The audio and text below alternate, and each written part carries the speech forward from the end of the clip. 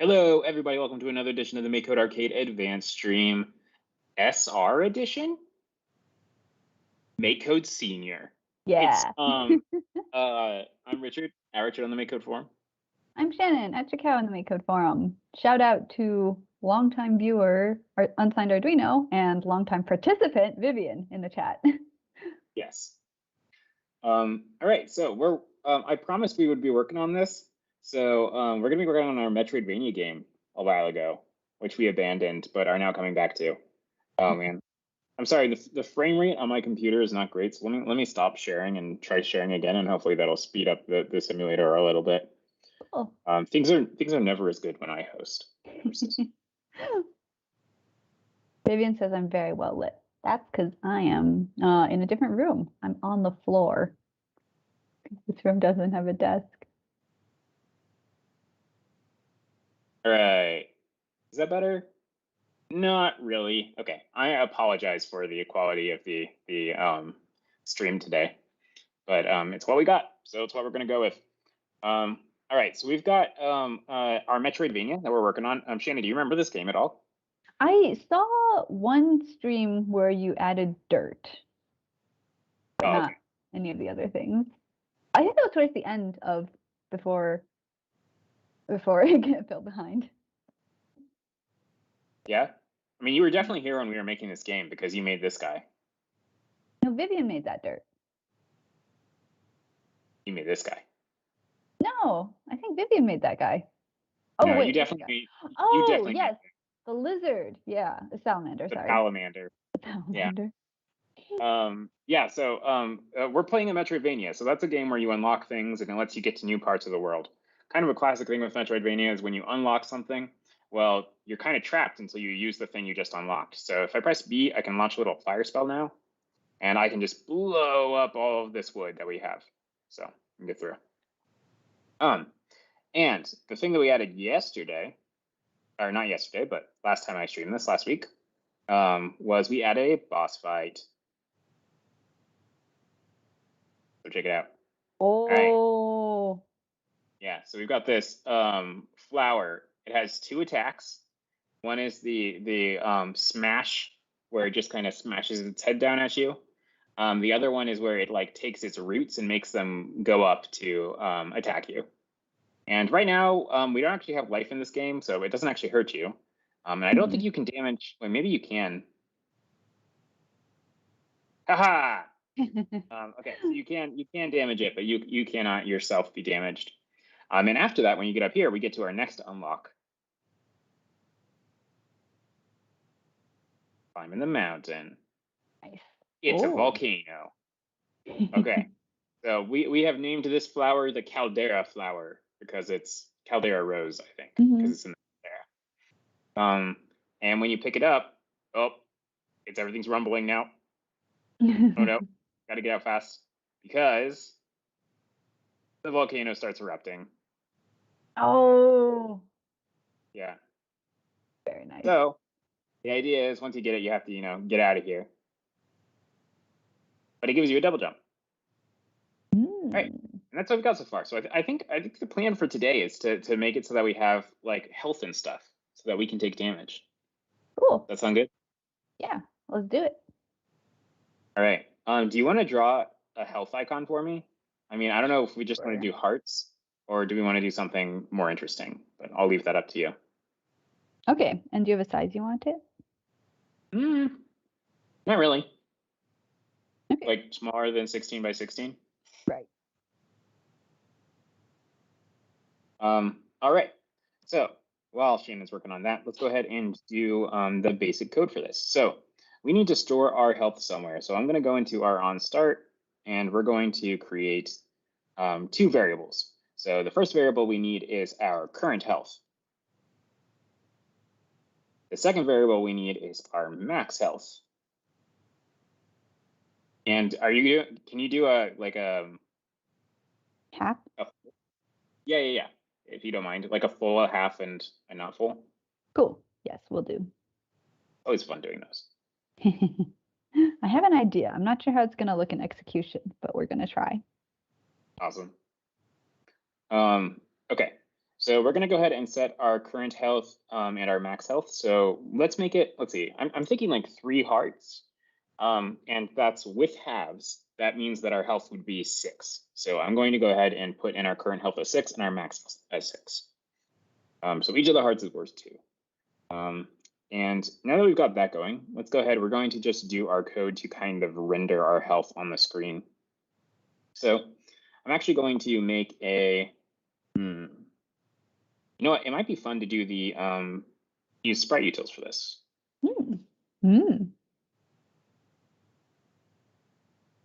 So I'm going to do a render on z-index, and I'm just putting some arbitrary number. I probably shouldn't put 10 because that's my standard one. I'll put like 90 so that it's way up there. And what we'll do with this is we're going to use Sprite utils to draw an image to the screen. So we're going to draw my very unfancy image right now. We're going to do, I'll make this just 10 by 10, I guess. The way we're going to write the code, it doesn't actually matter what the size is. And I'm going to make 2 images. So I'm going to make this one, which is 1/2, and then I'm going to make this one, which is the other half.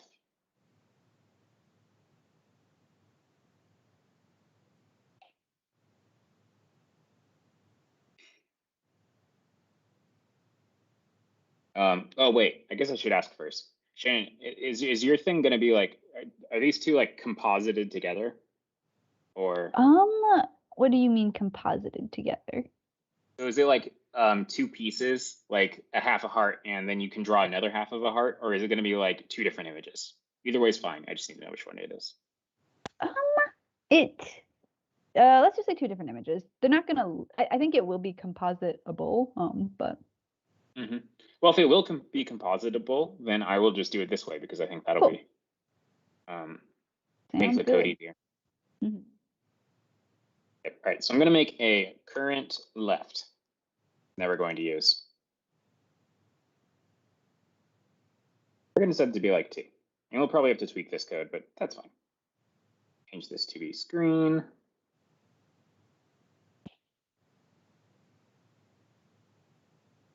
And there we go. We can see our little heart being drawn up there right now. It's not using our current left though, so let's go ahead and do that. I'm going to put our current left in our X. X and Y in this draw image are referring to the left and top. So I'm going to put this as 2 also. And there we go. Now we're a little bit offset. And so the way I'm going to do this is I'm just going to do a for index. We're going to go from 0 to the number of hearts that we have. So we want to do the number of hearts minus 1, actually. To current health. Where are you? And for each of these, we're going to be changing our left by like a set amount. Well, actually, we're going to do 2 different things based off if we are even or odd. So let's start doing that. So the easiest way to figure out if something is even is by doing a remainder.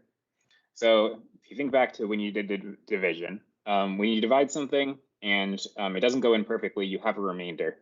And if you divide something by 2 and it doesn't go in perfectly, well, that means that it's an odd number, right? If it divides by 2, then it's even. If it doesn't divide by 2, then it's odd.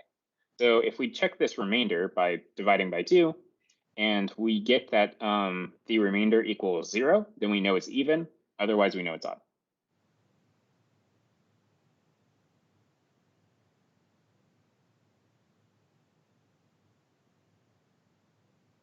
All right, so let's just do some examples. So if I do 0 divided by 2, that's even because it comes out to 0. If I do 1 divided by 2, well, that gives us a remainder of 1, so that's odd. 2 divided by 2 gives us a remainder of 0, so it's even, so on and so forth. All right, so if it's even, we want to draw this one. If it's odd, we want to draw this one. And we're also going to have to change our current left. So we're going to go into here, we're going to do a change by. And for this one, if we change our current left, we want to change it by 4. For this one, we also, I guess we just always want to change it by 4. Well, no, we probably want to change it by like 6 in this case, so that we have some space in between them.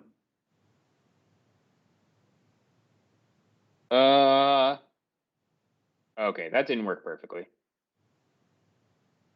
Oh, all right. So actually, we don't want to change our current left at all here. Right. And then when we do this, we want to change it by the width plus 2. The width is 10, so we want to change it by 12. There you go. Nice. How is it I always have so much trouble writing this code, and then like it just comes to me perfectly today on how to do this the easiest way? I don't know. Okay, I have something for you. If it doesn't work, I will just do a heart. So let's see. I'm gonna put it in chat. All right, it's 10 by 10.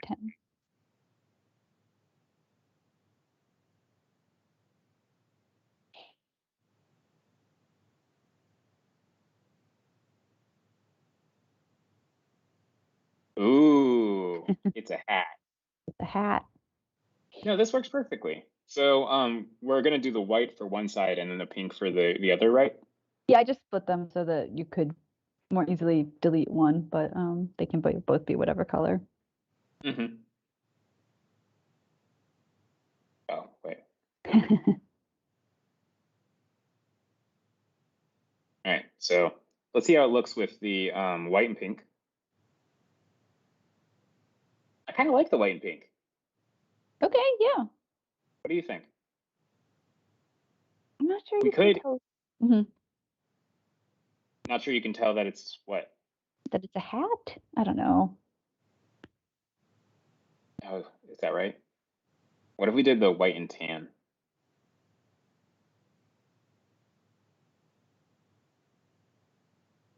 Yeah. Or we could. Huh? We could just do tan altogether since our character is tan. Yeah, try that. Okay.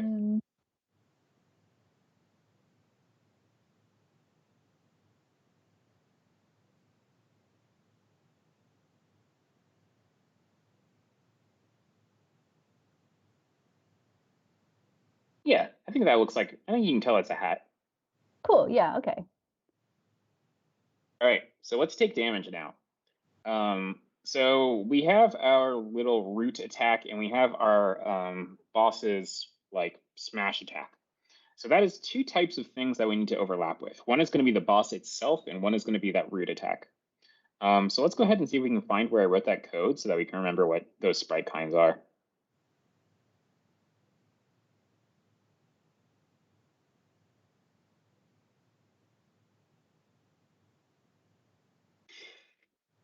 All right. Okay. So we have a sprite kind of flower boss, and then we have a sprite kind of, okay, let's see. We create a root warning, which is the little like triangle that appears, and that does not damage you. But then it turns into a regular root when it comes out. So let's go ahead. We're going to go into our on sprite overlaps.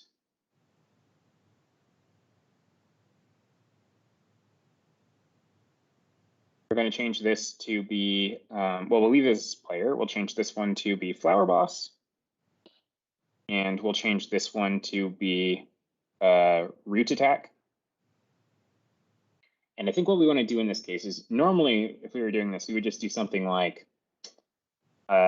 change the health and then just destroy the other sprite. And you have to do something like that because you run into this problem where if you don't get rid of it, it's just going to keep running every frame and you'll just keep taking damage. That's no good. So let's write our damage taking code first. The root attack could go away once it hits. Yeah, but I think if we're gonna do a timed health thing for one, it's easy to do timed health thing for the other, you know? Yeah, makes sense. Okay, so we're gonna change our current health by -1. Do that here too. Oh, sorry. What's the world building for this game? I know I drew a pocket monster for it, but I forget what the. Oh, yeah. All right. So see if you can. This was kind of a mystery. So see if you can remember how we possibly came up with this concept up for this game. Okay, because we had a viewer remind us of the story, and I think we all remember it being the story, but we don't remember how we got here. Okay.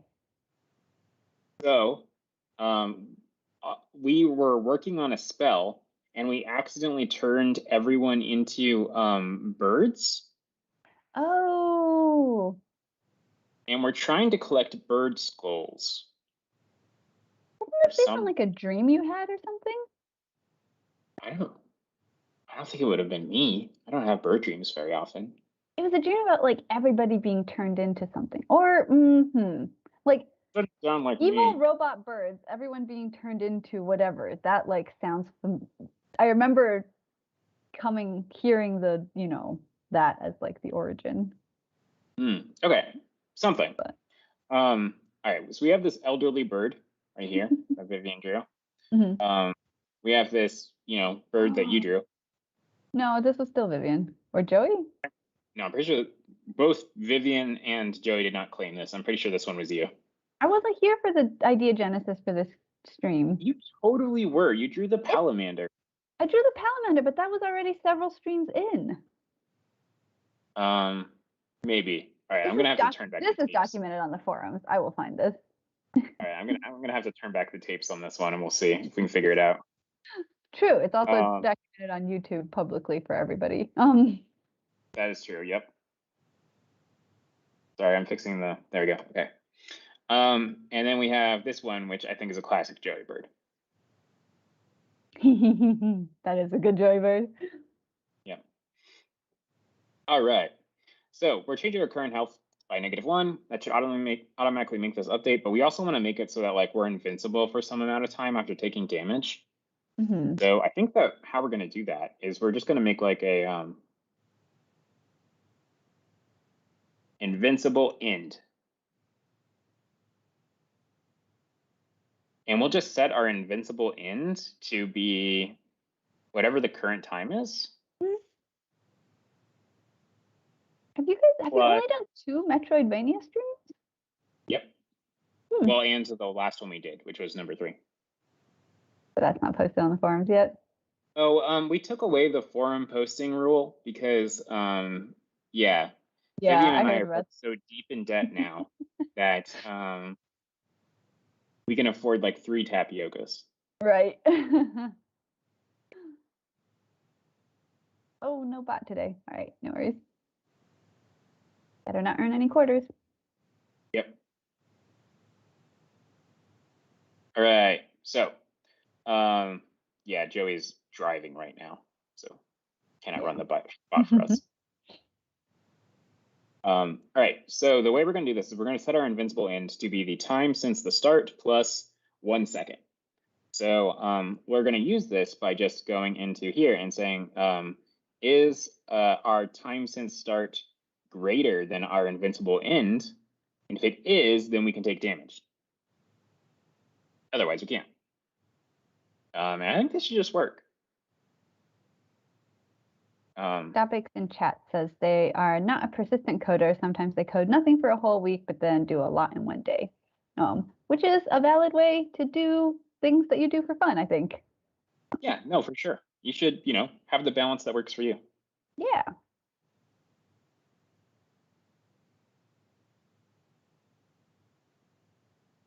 And then asks if any of us know Skyblock, which I don't. I don't either. All right. Okay, so we're going to make this take damage function. And we're going to pass in some damage, like an amount, and then we'll change our current health by that. And that's so I can just, clean up this code a little bit. And now I'm just going to do take damage 1, take damage 1. Actually, you know what? I'm going to make it so that the flower boss, if you get hit by that, because it's a little bit harder, you're going to take 2 damage. Cool. Boss time. All right. Boss time.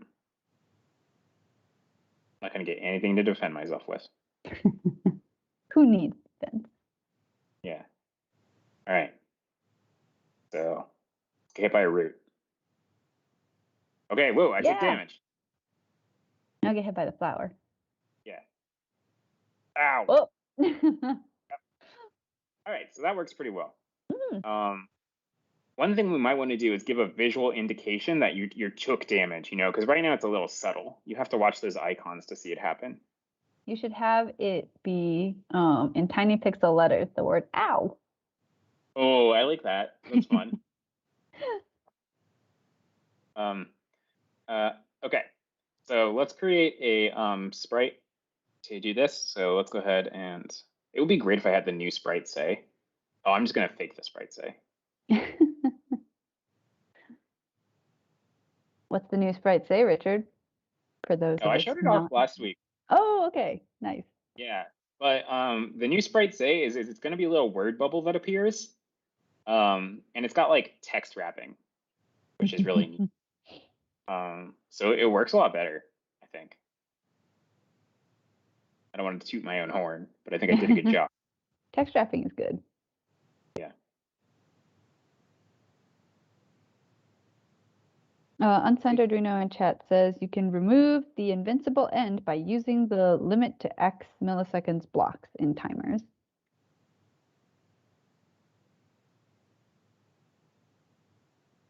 Oh, true. But I already coded it this way. Maybe next time. Yeah.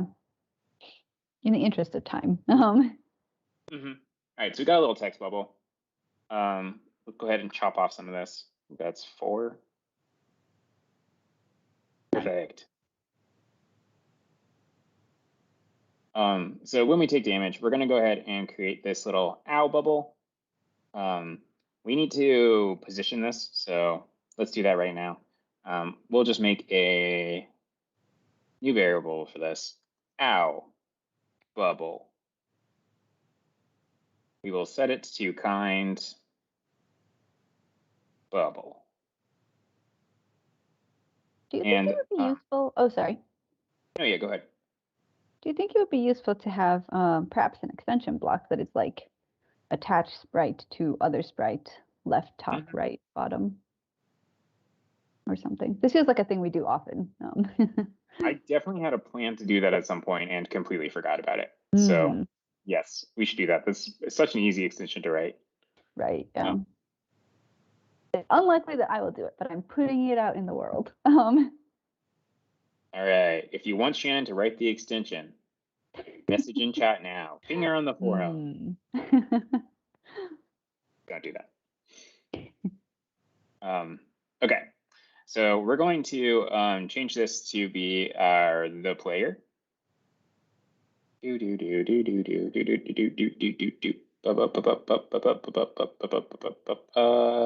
There it is. And we also want to set the bottom to be equal to the player top. And we want to make sure, so right now you might have noticed, yeah, I'm just crashing immediately. And that's because this owl bubble isn't defined until we actually take damage. So we want to make sure that we only call this when it's defined.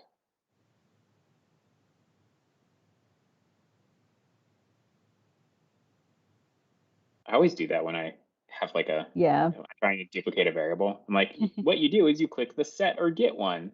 No, not what you do. All right, cool. So wait, there's one other thing we have to do. We got to give it a lifespan.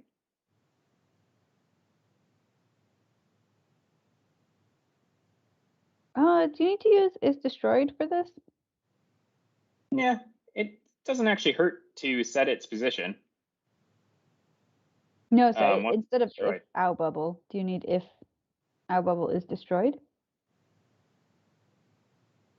Oh, I see what you mean. Right. Yeah. Cool.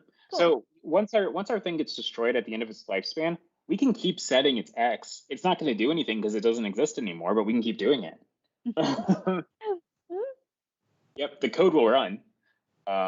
So. Yeah. Unsigned Arduino in chat says maybe you should give the owl bubble lifespan. So great minds think alike. Yep.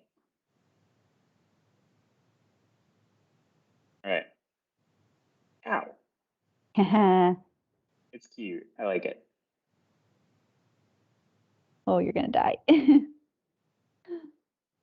All right. We've got our owl bubble. Let's also give it a little bit of screen shake. Oh, yeah. We always forget to do screen shake. It's good. You want like I think screen shake in like tastefully applied small quantities. Excellent. Yep. Mm-hmm. So let's make this a little bit shorter than a second. We'll put it at 750. Mm. Okay, and then the last thing we want to do is we want to see if we have lost or not. And I don't know what we're going to do if we lost. I haven't really thought that through, huh? Reset to begin. Game over. Game over. Well, Lose. so I don't know if do we want to do game over lose Versus reset level. Well, so what I'm thinking is, what if we did checkpoints? Ooh. I love the idea of doing checkpoints because it'd be cool to have an example of how to do checkpoints, and I like checkpoints in games. Agreed. It's no fun when it just puts you back at the beginning. There's a reason they stopped doing that after like the 8-bit era. Yeah. Okay. So we're going to do a check on if our current health is less than 0. You want a sprite for what a checkpoint will look like, or you're just gonna do a flag? Oh, please do. How big is your player character again? I'm gonna guess 16 by 16, but I don't know for sure. Let's check.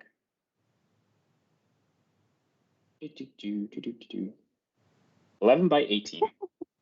Okay. But I think those pixels up top are for animation. Mm-hmm. And then what color would you want it to be? Or like, it shouldn't be purple, right? Because that would be confusing. Shouldn't be purple, shouldn't be blue. Anything else is up to you. Okay. Okay. This has been Richard's Poetry Corner. Always a pleasure. All right, so let's go ahead and do our checkpoints for now. So I'm going to make a tile for this. I'm going to go into here. We're going to make a tile that says CP.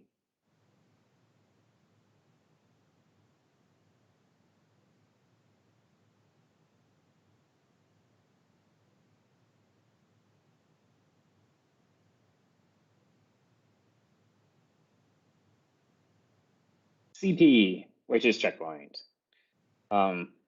And we're going to be using this to just mark where these things should spawn. But for now, we can just use this also to be our thing that we overlap with. So we're going to, oh, by the way, Shannon, if you want to do like, I don't know, however you want to do the checkpoint, like we'll code it however you want. So if you want to make it change when you overlap with it, or like have one be active, you could do that too. But it's up to you. Cool. All right, so we're going to go ahead and mark our checkpoint somewhere. So let's put a checkpoint right here. Oh no, let's not put one right there because we'll have to deal with like the background. So let's just put one right here. This will just be to test our code. We're going to make it so that when our checkpoint is there, we can overlap with it, and we need to store some information. So the information we need to store for the checkpoint is like where we are in the world right at this moment. So we know the tile location. We know the current column and row of the tile map. So those 3 numbers are what we're going to have to store. Our column and row, our 4 numbers. 4 numbers is the column and row of the tile in our tile map, and then the column and row of the tile in our tile map. Does that make sense at all? All right, so let's just figure out what it should be for this one, okay? So we're in this map right now. So that's going to be 1 for our column and 0 for our row. Now inside of this map, oh, sorry. Yeah, go ahead. Maybe if you called it overworld versus tile map. I don't know. In video game terms. Yeah, I like it. So it's overworld 1 for our column, overworld 0 for our row, whatever, something like that. And then for the tile, we have this one right here, which if you look in the bottom left, you can see is 1014. So we're going to be storing 4 numbers, and let's go ahead and create variables for those. We're going to do overworld checkpoint row sorry, I should have done checkpoint overworld column. And I'm going to rename that other one. Checkpoint tile map row. Checkpoint tile map column. I'm naming these all in the same way with checkpoint at the front because that's going to make it easier for me to find them in the list because they'll all be next to each other.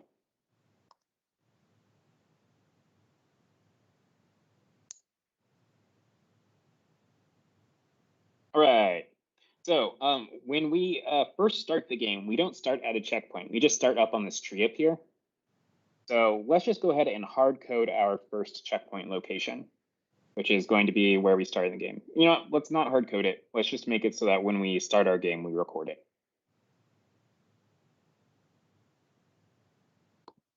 Okay, so to do that, we're going to go down here. We're going to set these variables that we just made. So we have this checkpoint overworld column, checkpoint overworld row,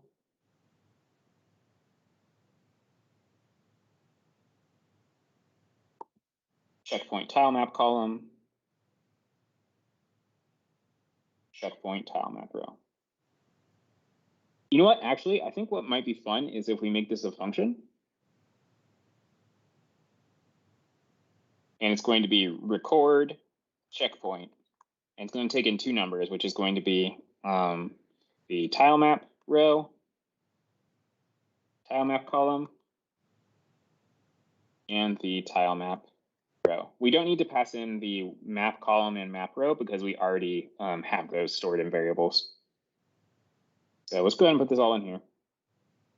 We're going to use our tile map column and tile map row like this.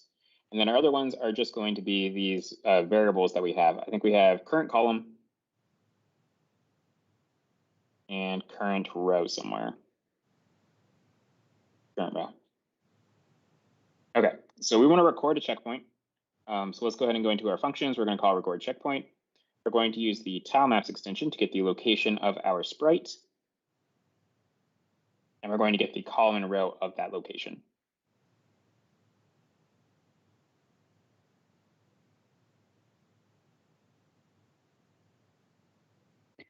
No rush, but I put art in the chat. Ooh, yeah. Okay, so we got location of the player column, location of the player row.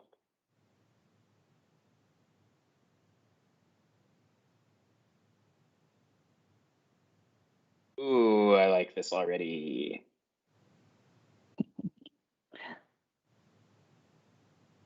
Okay, this is fun because it reminds me of another video game. So our checkpoint is going to be a little cauldron. This is 11 by 18. It's 10 by 14. 10 by 14. Yeah. Nice. All right. So the video game this reminds me of, by the way, is Yoshi's Story. Because in Yoshi's Story, they had these little pots that you could unlock that would like take you back to different parts. Yeah. World. Okay, and we also have an animation for when it's active, which I love. Let's go in here. We're going to do animate. Oh, wrong animation.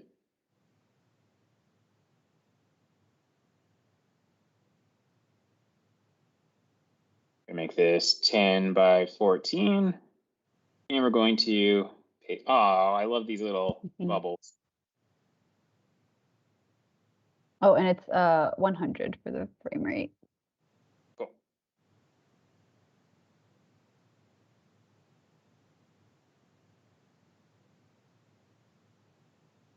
Oop, copy that one wrong.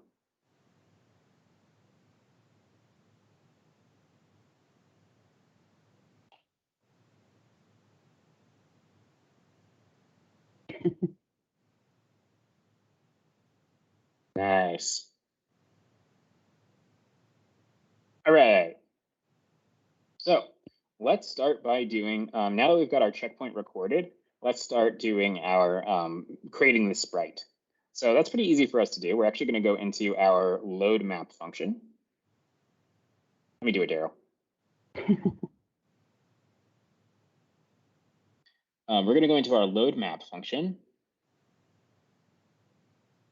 Oh, no. We're going to go into our on tile map loaded. That's better.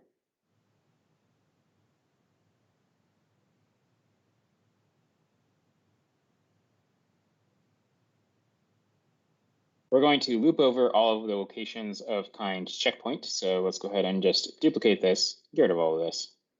Change this to be our checkpoint tile. And we're going to first cover this tile up. We don't ever want to see it.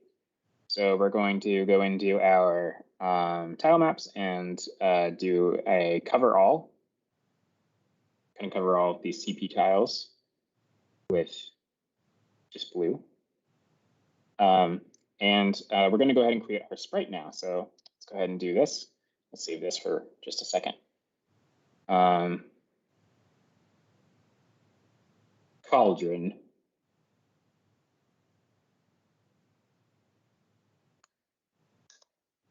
So we want to create our cauldron and place it on top of this tile. So we're going to actually go into here. We're going to do we're going to use the this block. Normally we would just do a place on top of, but because this is a different size than the actual tile, which is 16 by 16, that's not going to work. It's going to be floating in the air a little bit because of how it's not as tall. We always center it onto the tile. So to fix that, we can instead use this location column block that we were using before, and instead we can just get the bottom and the X. So let's go to our sprites, get a set property block. I should have just made it 16 pixels tall, but I was not thinking. Yeah, no, it's cool. Go ahead and put value in here, make this X. So we're setting our X now. And let's go ahead and set our bottom now. So to the bottom. It's a good opportunity to show off this block. Learning moment. Very, yeah. Yeah. Did it for you guys. Sorry. No, I like it. Okay. So once we've spawned all of our cauldrons, I think what we want to do is we want to set an active cauldron. So I'm going to make a function for this.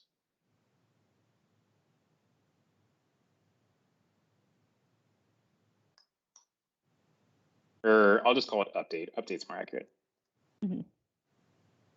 Important to have descriptive function names. It is important. We're good programmers. Okay, so what we're going to do is we're going to loop over all of our cauldrons, and we're going to check our cauldrons against that location that we just set.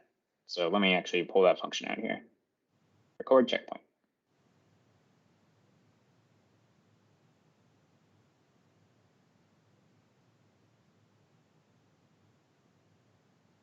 So if the location equals this checkpoint tile map column and checkpoint tile map row, and our current column and current row equals this checkpoint overworld column and checkpoint overworld row, then we want to animate it. Otherwise, we don't want to animate it.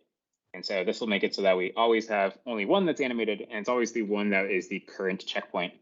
And if we call this on something else, well, then we can, stop the animation on the ones that aren't active. So first, let's go ahead and get our loop out. We're going to do a for of loop. We're going to go into sprites and get an array of all sprites of kind.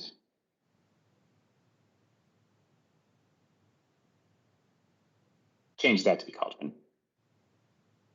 And for each of these, we're going to do if, and this is going to be a fun chain of ands. We need 4 of them. We got 4 things to check. We're going to do some equals. And let's go ahead and start getting the gets for these guys. So we're going to do checkpoint overworld column, checkpoint overworld row, get the current column, current row. Now we got to do these two. So let me actually get rid of this and I did. Just duplicate this. Change this to be checkpoint tile map column. Change this to be checkpoint tile map row. And now we need to get the location of our sprite and check the column and row. So we're going to get our favorite block today. Today is brought to you by the tile map location property block. I was trying to do like a Sesame Street thing. I don't know if that came through. Sorry, I was just reading chat where Uncenteredness says the cauldron should spew bubbles when you set a checkpoint. Oh, wow. Great minds are just thinking alike all over the. I'm not sure when this was sent, but yes.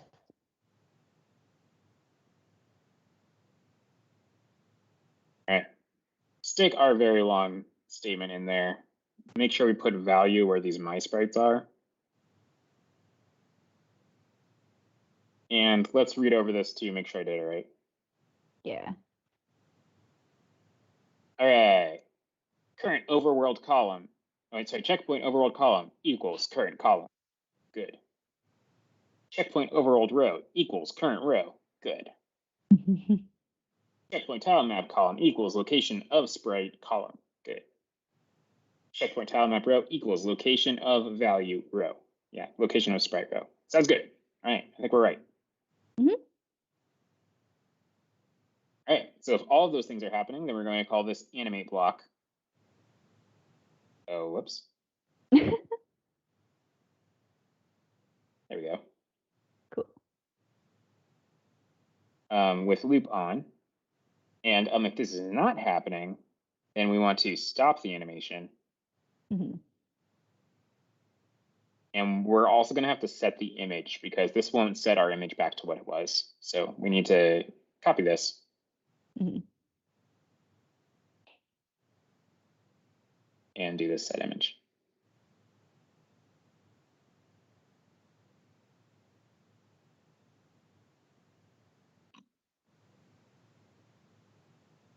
Okay, cool. We shouldn't have written this code before we actually had something to test. Oh, well. Okay, cool. That bug that I was seeing before. Oh, so I think what's happening is, you know that bug where it's just like black? Mm-hmm. I think it's just the simulator is incredibly slow. Ooh, but like really big projects? I don't know. So it just happened. Oh, yeah, So I'm going to go ahead and open my dev tools. This is a fun little bonus for you guys. So to describe the problem, you guys have probably seen sometimes the simulator just goes black and we don't know. Oh, did you do this? No, I did not. That's new and exciting. Okay, I'm going to download this log and I will take a look at it later. You could do that, right? Yes. Yes. But yeah, this is a bug that we don't see very often. So when we do see it, want to seize the opportunity to gather data. Yes. Which is what's happening now off screen.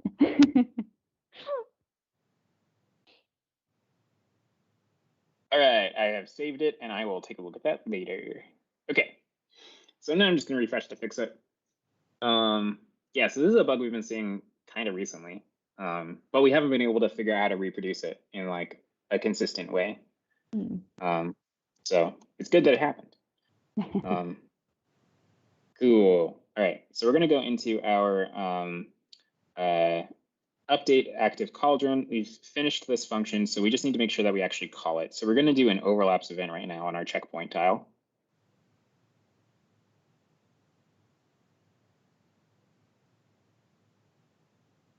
And when that happens, we just want to record a checkpoint like we were before.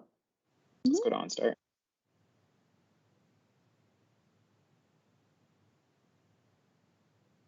Except instead of this location of, we're just going to use this location.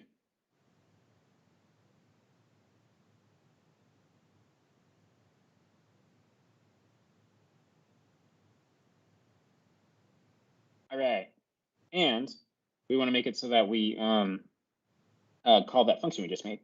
Oh, you remembered. Yeah, I knew you were waiting for it. Everyone was waiting for it, Richard. We love dogs. Is that a crime? Yeah, no, it's not a crime. Okay, so we're gonna walk over here. Look, we got a cauldron, and now when I overlap with it, we should see. Yeah, it's bubbling up a storm. Oh, that looks so good. Really leaning into the witch thing this game. Yeah. Okay. Do you think this is good, or do you think we should like put in some extra info? Like, should it say checkpoint get, or I think they'll figure it out once they die. Yeah, I think they will figure it out. But maybe, but the first one is a little confusing because you're like, something happened and I've been picking up items. Yeah, that's true. That's true. Okay. So we have this thing where we say Palamander get, or whatever get. So I assume we just made a function for that. Yes, probably. Is it this thing called show text yes? Yeah. Probably. Great function name. It's important to have descriptive function names. Okay, so one thing I'm going to do. You found it right away, which means that it's doing its job. That's true, I guess. Okay, so I'm going to take this long if statement that we made, and I'm going to make it so that we only call this function if we're not setting the same checkpoint. Because you might have noticed this. Let me actually go back into our game. Let's head over here. And I don't know if the frame rate is such that you can actually see this happening. Great, but, yeah, I think they will. Oh. Whoops. Oh, right, because we don't have this value. Okay, well, anyway, what's happening is we are, the animation is not looping. Because what's happening is we're calling this function every single frame that we're overlapping with it. So we're just constantly updating our Active Cauldron.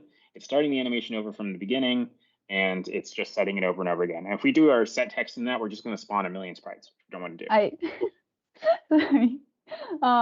Vivian has a suggestion. Instead of doing the checkpoint text, we could have them get to the first cauldron and then immediately decimate the player with a natural disaster so that they die and reset. Fun. Okay. We could do that. But she says we also have a function, so should use that. I just want on record that I love this idea of forcing the player to die. A horrible I like it too. After. We don't have any like traps yet in the game, so we would have to add something for that. But big rock falls from the sky and squishes you. A plant comes up from the ground behind the cauldron, stomps you. All right. Bird. Okay. Yeah. All right. I like big rock squishes you personally. So. We fixed that thing now. Also likes big rock from sky. All right. Sorry. We'll go with that one. So we fixed that bug, and now this thing is just going, which is good. And we need to rearrange our map a little bit so that we can just totally destroy the player here. So we're gonna go into here. We're going to I guess let's put our checkpoint like right here. And we're now going to spawn a trap. So I think what we should do is let's make it so it's something that's a little bit visible, okay? So that you can like notice it in the world. Yeah. So I'm going to duplicate this tile. Go ahead and edit it. And what should this trap look like? Small purple flower? I don't know. Do you have a better idea? You want it to like really blend in. Oh, it could be a different thing. It could be a better thing. I was just thinking like it's a button. Like what if we did just like this? Yeah, I like that. Okay. The button that triggers the big rock falling from the sky to squish you. Should it be a bigger button? That's a good point. Maybe we can make it so that it's something a little more trap-like. Like, what I'm thinking is, what if we made it a big old spiky ball on a chain that just comes down and then goes back up? Yeah, I love this. I'll do the chain if you do the big spiky ball. Okay. Oh man. Okay, I'll do my best. Should the button be bigger? It's very small in this zoomed out view. Maybe it'd be easier to see in the game, but I just want to make sure people press it. It's very important that they die. Okay, then we can change the color. Oh yeah, that's wise. How big do you want spiky to be? I think we should actually name him Spike. And I think, let's say, is 32 by 32 okay? Yeah.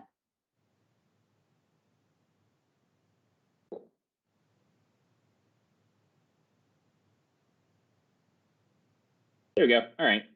That's our little pressure pad. Okay.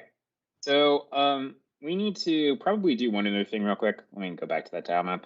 We want to make it so that they stand in place long enough for this thing to come down. You know?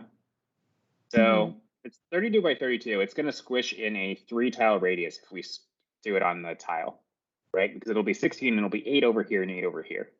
So what I'm going to do is I'm going to put a little jump point right here that they have to jump up. And this way, they'll stop for a second. Hopefully. Oh, yeah. Wonderful. That's it. Yeah. All right.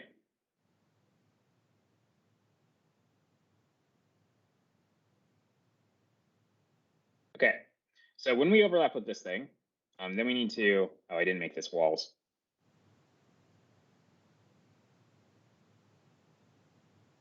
Always remember to mark your walls.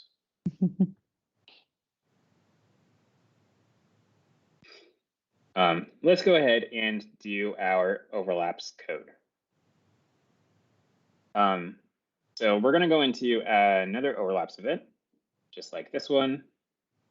We're going to change this to instead be this tile. We only want this to trigger once, so we're actually going to set the tile to be something else, and we might reset it when you load the map, but we want to make it so that it only triggers for once for now.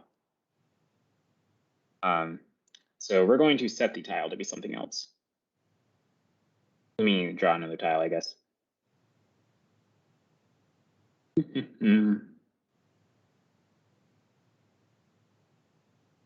What if I made it 31 by 31? I think that's going to ruin the code. Improvise and adapt, Richard. Yeah, I'll improvise and adapt. Thank you. Okay. It's just nice when things have a center. Oh, I agree. I knew exactly why you wanted to do that. Yeah. All right, so we're going to go into our tile map. We're going to set the tile there. We're going to set it at the location. So we got this location parameter. Just put that in there. We're going to set it to be this pressed version. And when that happens, we're also going to create our spike ball, which is going to come down. And the tricky part of this is we want the spike ball to come down. We also want there to be a chain that goes up from the spike ball. And there's a few ways we could do this. We could make it so that there is just a giant chain sprite. That's kind of lame and messy. I don't like it. So what we're going to do instead is we're going to go into the sprite utils function. We're going to do a renders on z index. What color are you using? I'm using pink, but it can be I'm using pink and white for the spikes just to make them more visible, but this can all be recolored. And I hadn't, yeah, I also hadn't settled on doing 2 colors. I could do 1 color and then like try and space out the. Oh no, 2 colors is fine. Okay.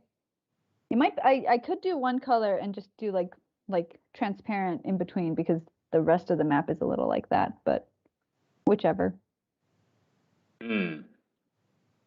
1 color and then transparent in between. Sure, that works too. Yeah. Okay, cool. Let's do that. So what color do you want to do? I just want to make the chain What map. color is the plant? What is our color of enemies? It is teal. Maybe teal? Okay.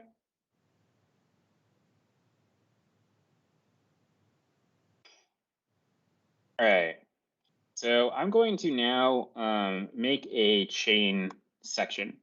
So we're going to do this 4x8.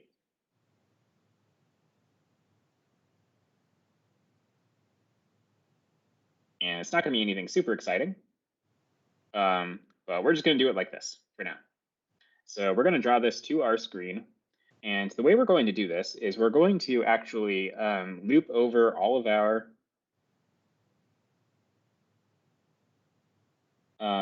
sprites of kind spike ball, which I'll need to create.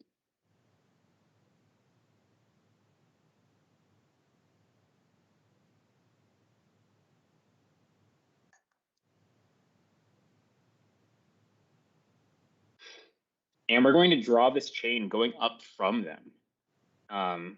So we're going to do we'll set a variable to be current top. And we're going to set our current top to be the y of, well, the top of the spike ball sprite. So let's just go ahead and get to the top.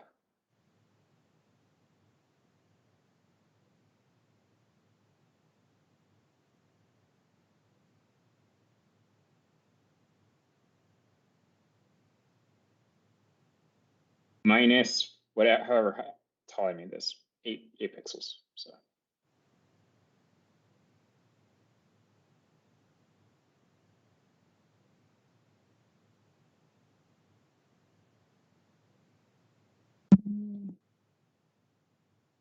There we go. Okay. When that happens, we're going to change our current top by -1, not by -1, by -8. And for the x, we also want to use the value x. Now, this isn't going to quite work because we're not taking into account the camera right now. So we're going to have to go into the scene block, and we're going to get the camera x.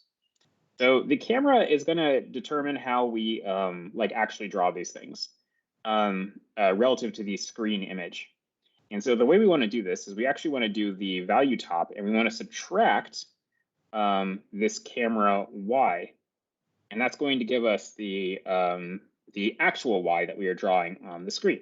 And I know it's a little confusing. I wish I had a diagram because I don't really know how to explain this better. But you want to subtract the camera y and the camera x from the locations you're drawing. Because if, let's say, I am scrolled over, well, let's look at our simulator right now. So the camera is actually panned up right now. And when I go down here, you're going to see it pans down 8 pixels. So let me do that again. And so we're up, and then we get 8 more pixels added to the bottom. So when we're down here at the bottom, we're still drawing everything in the center of the screen while we're falling.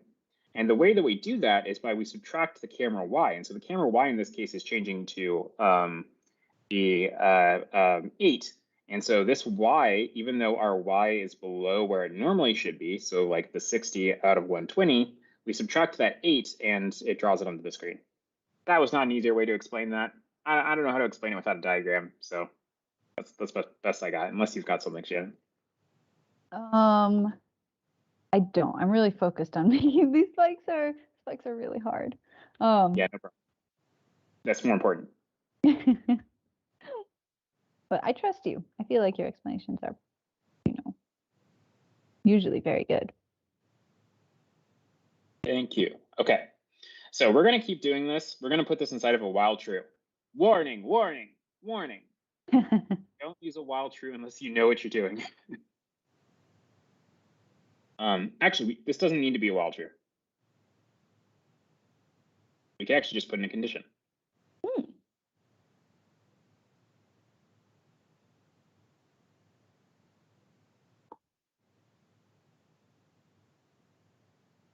While current top is greater than or equal to -8, then we're going to keep drawing. And this will make it so we only draw for as long as we are on the screen. If we are off the screen, so if we're at the current top being -8, and we're drawing this thing that is 8 pixels high, That's going to make it so we're not actually drawing anything to the screen. So yeah, for less than -8, we want to stop drawing. We could also do something with the X, but I'm feeling lazy. Let's not do that. Okay, and now we just need to create a spike ball. So when we overlap with this thing, let's go ahead and create a spike ball. We're going to make it 31 by 31.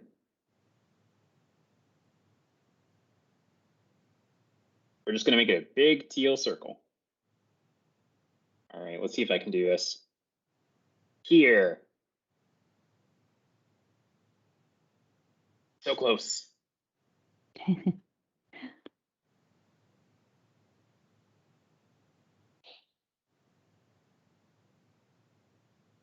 right. We got our big teal circle.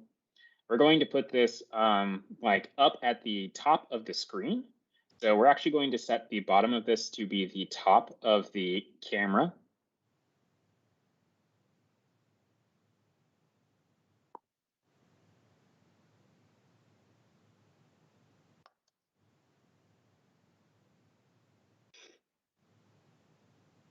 Ooh, we are out of time, but I want to do this. Goodness. So.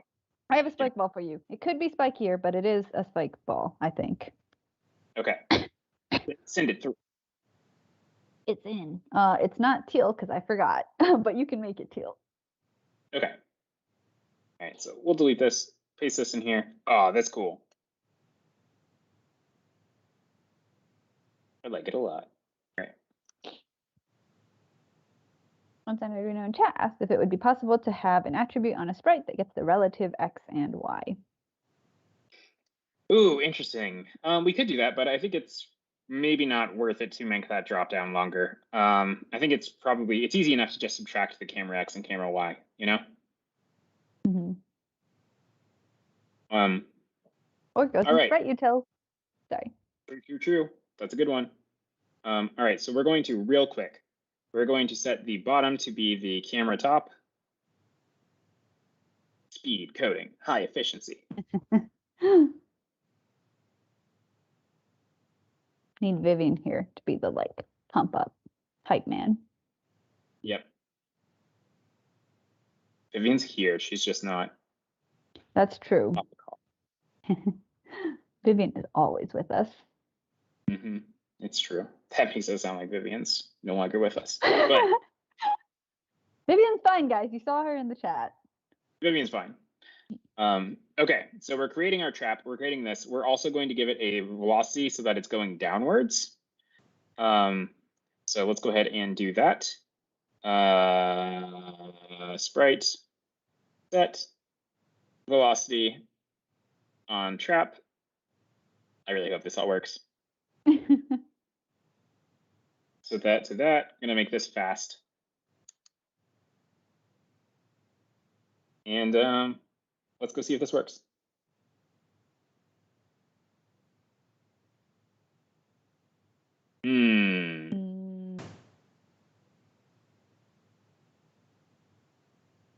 Oh, I said the VX. Oh. Make this really fast. So it's 400. So it smashes. Beautiful. All right. Nice. So the chain isn't working, but the ball is, so that's cool. It's kind player, the sprite that you made. The sprite ball. Oh. Thank you. All right, try this again. You guys should be happy. You're getting 5 minutes extra stream today. Yeah. Nope. All right. Well, we got some problem with our code, it seems. So we'll check that out later. But for now, thank you all for tuning in. Oh.